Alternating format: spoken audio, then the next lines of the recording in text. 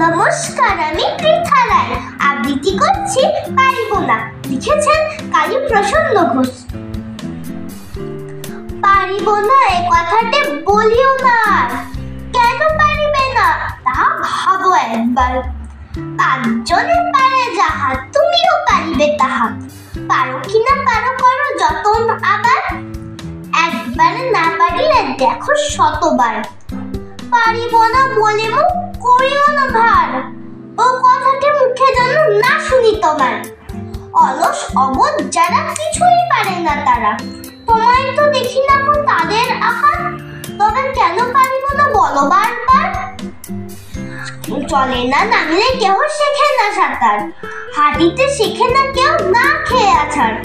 যা সাঁতার শিখেতে হলে আগে তবে নামও জলে, আছাড়ে করিয়া হেলা হাঁটো বারবার।